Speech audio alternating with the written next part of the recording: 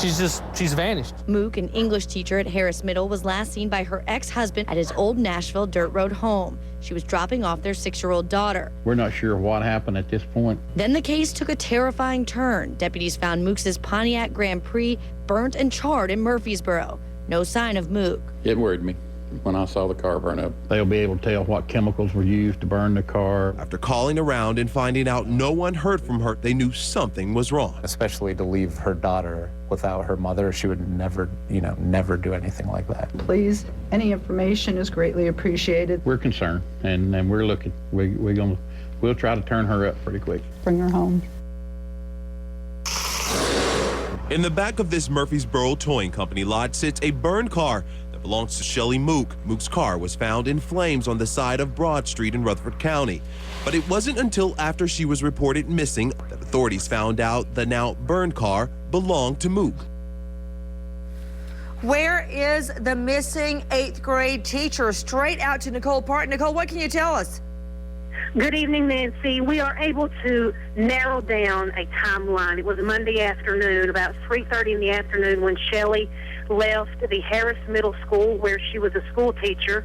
She left the school, went to her ex-husband's home, where she dropped off their 6-year-old daughter. Now, she had an appointment at her apartment with a maintenance man around 4:30 that afternoon. Her landlord says she never showed up for that appointment, so something happened to Shelley between 3:30 and 4:30 in the afternoon.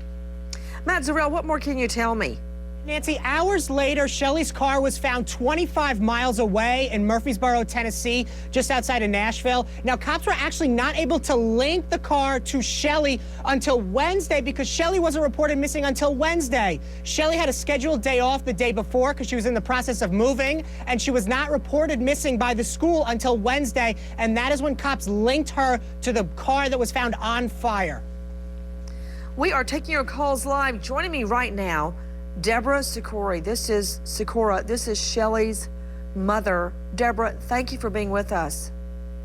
Thank you so much for having us. Miss Sikora, what do you recall of the day her car was discovered on fire? What led up to that moment? I came to visit my daughter over the weekend to help her move, and on Monday, I left to go back to Pennsylvania. When I arrived back in Pennsylvania, I tried to call my daughter. Monday afternoon and evening. Tuesday, I tried to call her. Wednesday, I called the school and found out she hadn't reported for school. I got a call from my brother on on Wednesday, and then I proceeded to drive down to Tennessee. I drove all night and came into town, into Murfreesboro, early in the morning, hoping she would be back at her apartment. When she wasn't there, I went to the police station. Later in the afternoon, I was told they found her car.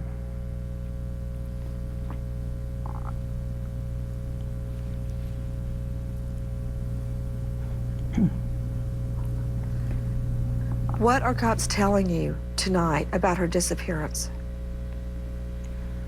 The police have been diligently looking.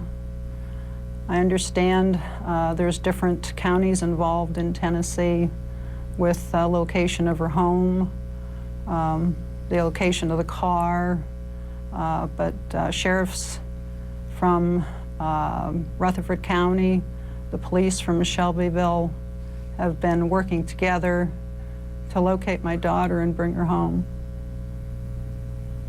Has she ever stayed away from her little girl? No, never. With us tonight is Deborah Sikora. This is Shelley's mother. We've also looked into her employment history, and it is very unlike her to miss a day's work, much less to miss a day's work without calling in. Did you realize that she had not reported to work? I knew she had off on Tuesday. She had scheduled a substitute teacher to take over for her because she had things to do. She had a doctor's appointment, and we had just helped her move over the weekend, so I knew that she wouldn't be in school on Tuesday. But when I kept on trying to call her, I started to get her voicemail right away, and then I sent her an email, no response.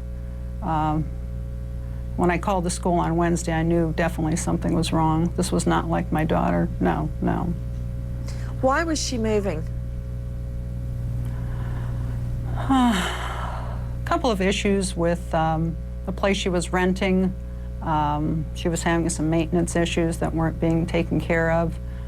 She wanted to move to Murfreesboro also. She was starting, she did start graduate studies at MTSU, which is in Murfreesboro, to be closer there. Where is her daughter tonight?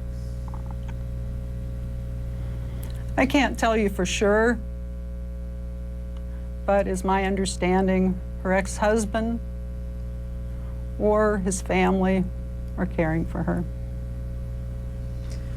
Why, Ms. Sikora, do you say that you can't tell us for sure?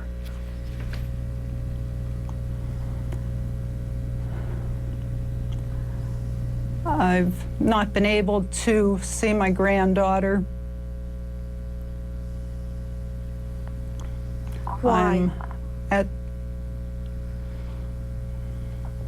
don't understand the proceedings. I've gone to visit my granddaughter before. I've gone on field trips with her at school. I'm on the list for school to pick up my granddaughter, but my granddaughter's father is not allowing me to visit her at school.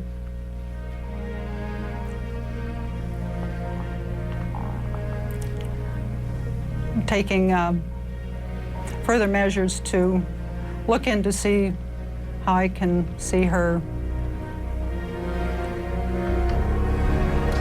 Everyone, the tip line, 931-684-3232. There's a $10,000 reward